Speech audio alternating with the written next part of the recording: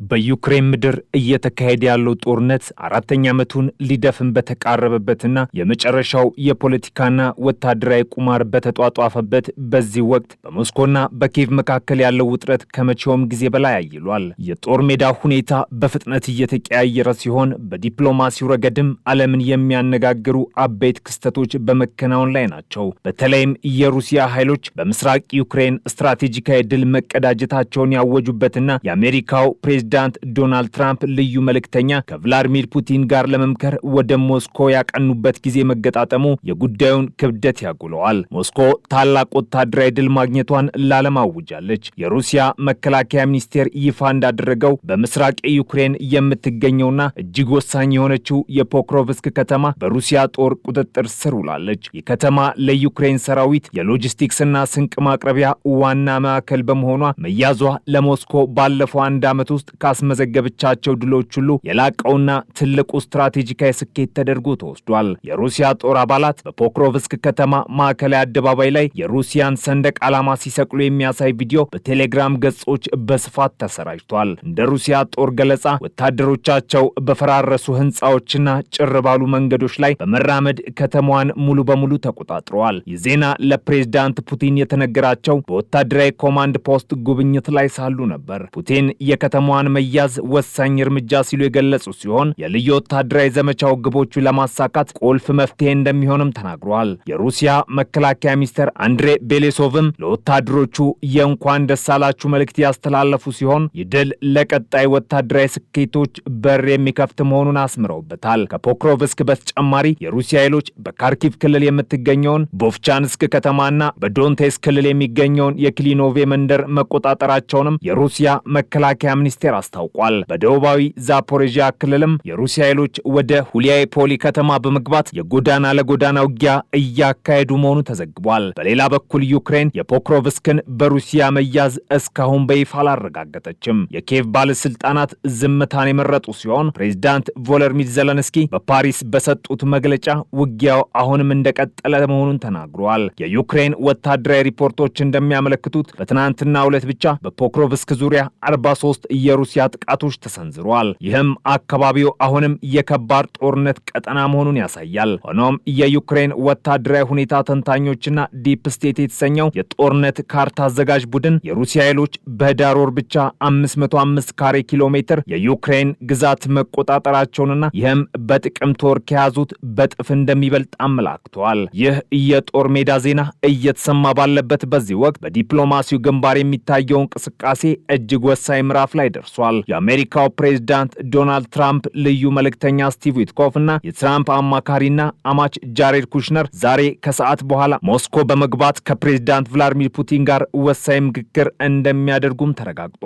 የክሬምሊን ቃል አቀባይ ዲሚትሪ ፔስኮቭ ውይይቱ መኖሩንም አረጋግጧል። ነገር ግን የሩሲያን ቀይ መስመሮች በተመለከተ ዝርዝር መረጃ ከመስጠት ተቆጥቧል። ይህ የዊትኮፍ ጉዞ የሚካሄደው ቅዳሜና እሁድ ፍሎሪዳ ውስጥ ከዩክሬን የሰላም ተደራዳሪ ሩስተም ኡሜሮቭ ጋር ከተደረገው ውይይት በኋላ መሆኑን የጉዳዩን አጣዳፊነት ያሳያል። የሰላም ንግግሩ ማዕከል የሆነው ጉዳይ ጦርነቱን ማስቆም የሚቻልበት መንገድ ነው። ዋይት ሃውስና የትራምፕ አስተዳደር በሰላም ሂደቱ ላይ ትልቅ ተስፋ እንዳላቸው እየገለጹ ነው። ሆኖም ዜሌንስኪ ፓሪስ ላይ ከፈረንሳዩ ፕሬዝዳንት ኢማኑኤል ማክሮን ጋር ባደረጉት ቆይታ የዩክሬን ግዛቶችን አሳልፎ መስጠት በሰላም ድርድሩ ላይ እጅግ አስቸጋሪው ነጥብ መሆኑን ግልጽ አድርገዋል። ማክሮን በበኩላቸው በግዛቶቿ ላይ መወሰን የምትችለው ዩክሬን ብቻ ናት ሲሉ አቋማቸውን ያንጸባረቁ ሲሆን የአውሮፓ ደህንነትና የዩክሬን ሉዓላዊነት በድርድሩ ጠረጴዛ ላይ ዋስትና ሊያገኙ እንደሚገባም አሳስበዋል። የእንግሊዙ ጠቅላይ ሚኒስትር ኪር ስታርመርም በስልክ ውይይቱ ላይ በመሳተፍ የሁኔታውን ሂደት ገምግመዋል። ነገር ግን ከፊት መስመር የሚሰማው የወታደሮች ድምፅ ከዲፕሎማሲው ጠረጴዛ በእጅጉ የተለየ ነው። በጭቃ የተሞሉ ምሽጎችና በረጠቡ መሬቶች ውስጥ ሆነው የሩሲያን የመድፍ ሩምታ የሚመክቱ የዩክሬን ወታደሮች ስለሚባለው የሰላም ስምምነት ጥልቅ ጥርጣሬ አላቸው። ኬልት በሚል መጠሪያ ስሙን የገለጸ አንድ የ40 ዓመት የዩክሬን መድፈኛ ማንኛውም አይነት የሰላም ስምምነት ሩሲያ ራሷን እንድታደራጅና በከፍተኛ ጉልበት እንድትመለስ ጊዜ ከመስጠት ውጪ ፋይዳ እንደሌለው በምሬት ይናገራል። ይህ ስምምነት ለአጭር ጊዜ ፎይታ ሊሰጥ ይችላል፣ ምናልባት ለ3 ወይም ለ5 ዓመታት። ከዚያ በኋላ ግን ሩሲያ ኃይሏን አጠናክራ ተመልሳ ትመጣለች ሲል ስጋቱን ይገልጻል። ሌላው የሻለቃ አዛዥ ሰርሂ ፊልሞኖቭም ጦርነቱን ማቆም፣ ማዕቀቦችን ማንሳትና ለቀጣይ ጦርነት መዘጋጀት ለሩሲያውያን መልካም አጋጣሚ ነው። ሩሲያ እስካልተደመሰሰች ወይም አመራሯ እስካልተቀየረ ድረስ ሰላም ይመጣል ብዬ አላምንም ሲል ተስፋ መቁረጡን ተናግሯል። የዩክሬን ሰራዊት የሰው ኃይል እጥረት ሌላው አሳሳቢ ጉዳይ ነው። እንደ ወታደራዊ ተንታኞች ገለጻ በተለመደው ሁኔታ ከ400 እስከ 800 ወታደሮችን መያዝ የነበረባቸው ሻለቃዎች አሁን ላይ በ20 ወታደሮች ብቻ እየተገነቡ ሆነዋል። ምንም እንኳን ዩክሬን በወር እስከ 30 ሺህ አዳዲስ ወታደሮችን ለመመልመል ብትሞክርም ብዙዎቹ የፊት መስመር ውጊያን ለመቀላቀል ፈቃደኛ አይደሉም ወይም ብቁ ሆነ አይገኙም። አሜሪካዊ ወታደራዊ ተንታኝ ሮብሊ እንደሚሉት ዩክሬን የሰው ኃይልና መጠባበቂያ ጦር እጥረት አለባት። አንድ የዩክሬን ብርጌድ ሲዳከም የሩሲያ ጦር በቀላሉ ወደፊት መግፋት ይችላል። ይህ እውነታ ነው። ሩሲያ በፖክሮቭስክና በሌሎች ግንባሮች ፈጣን ድል እንድታስመዘግብ ያስቻላት ብለዋል። በዚህ መሃል የዩክሬን ጦር ሩሲያ ላይ ጥቃት መሰንዘሩን አላቆመም። በሳምንቱ መጨረሻ በካስፒያን የነዳጅ ማስተላለፊያ ላይ በዩክሬን ድሮን የተፈጸመው ጥቃት ለጊዜው የነዳጅ ጭነት እንዲቋረጥ አድርጎ ነበር። የክሬምሊን ቃል አቀባይ ዲሚትሪ ፔስኮቭ ይህንን ጥቃት አስነዋሪ ሲሉ ያወገዙት ሲሆን ጥቃቱ የቱርክንና የመርከብ ባለቤቶችን ጥቅም የሚጎዳ ነው ሲሉ ከሰዋል። ምንም እንኳን የነዳጅ ማስተላለፊያው ስራው እንደገና ቢጀምርም ዩክሬን የሩሲያን ኢኮኖሚ ኢላማ ማድረጓን መቀጠሏን ያሳያል። በምላሹም የሩሲያ ኃይሎች በዴኔፕሮ ከተማ ላይ የባላስቲክ ሚሳኤል ጥቃት በመሰንዘር 4 ሰዎችን ሲገድሉ ከ40 በላይ የሚሆኑትን አቁስለዋል። የአውሮፓ ህብረት የውጭ ፖሊሲ ኃላፊ ካጃ ካላስ በፑቲንና በዊትኮፍ መካከል ሊደረግ የታቀደውን ስብሰባ በተመለከተ ስጋታቸውን ገልጸዋል። ዩክሬን እጅ እንድትሰጥ ጫና ሁሉ ደካማው ወገን ላይ እንዳይደረግ እፈራለሁ። ጦርነቱን ለማቆም ቀላሉ መንገድ ሊመስል ይችላል፣ ነገር ግን ፍትሃዊ አይደለም ሲሉ አስጠንቅቋል። የሩሲያ ባንክ ኃላፊ አንድሬ ኮስቲን በበኩላቸው አውሮፓ የታገደውን የሩሲያ ንብረት ለዩክሬን ብድር መክፈያነት የምትጠቀም ከሆነ ሩሲያን ባጸፋው በግዛቷ የሚገኙ የአውሮፓውያን ንብረቶችን እንደምትወርስ ዝተዋል። አሁን ባለው ሁኔታ ሩሲያ በዶንቴስክ፣ በሉሃንስክ፣ ዛፖሬዥያና ኬርሰን ክልሎች ላይ ያላትን ቁጥጥር ሳታረጋገጥ ጦርነቱ እንደማታቆም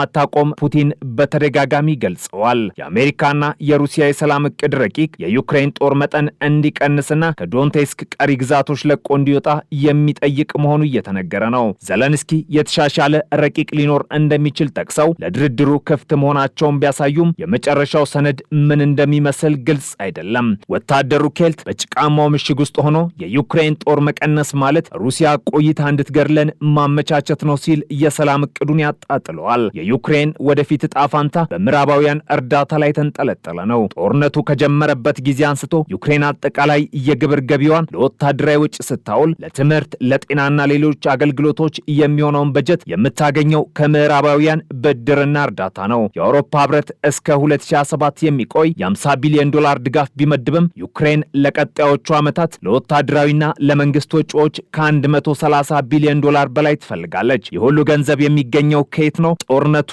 ቢቆምስ እርዳታው ይቀጥላል የሚለው ጥያቄም የኬቭን የኢኮኖሚ ምሁራን እያስጨነቀ ይገኛል። ጊዜው ለዩክሬን ፈታኝ የሆነ ይመስላል። በአንድ በኩል በምስራቁ ግንባር ወሳኝ ከተሞች በሩሲያ ወታደሮች እጅ እየወደቁ የሰው ኃይል እጥረት እያጋጠመና የወታደሩ ሞራል እየተፈተነ ይገኛል። በሌላ በኩል የትራምፕ መልእክተኛ ሞስኮ መግባትና ከፑቲን ጋር መምከር ጦርነቱ በሩሲያ ቅድመ ሁኔታዎች ሊጠናቀቅ ይችላል የሚለው ስጋት አባብሶታል። ዘለንስኪ በፓሪስና ለንደን የሚያደርጉት ዲፕሎማሲያዊ ሩጫ ይህንን ጫና ለመቋቋምና ለዩክሬን የተሻለ ድርድር አቅም ለመፍጠር የሚደረግ የመጨረሻ ሙከራ ይመስላል። የዓለም ፖለቲካ ተንታኞች እንደሚሉት በሞስኮ የሚደረገው የዊትኮፍና የፑቲን ስብሰባ ውጤት የዩክሬንን ብቻ ሳይሆን የአውሮፓን የደህንነት ካርታ ለቀጣዮቹ 10 ዓመታት የሚወስን ሊሆን ይችላል። ሩሲያ በጦር ሜዳ ያገኘችውን የበላይነት በድርድር ጠረጴዛው ላይ ወደ ፖለቲካዊ ድል ትቀይረዋለች ወይስ ዩክሬን የህልውና ዋስትናዋን ታስጠብቃለች የሚለው ጥያቄ ምላሽ ለማግኘት ቀጣዮቹ ቀናት ወሳኝ ይሆናሉ።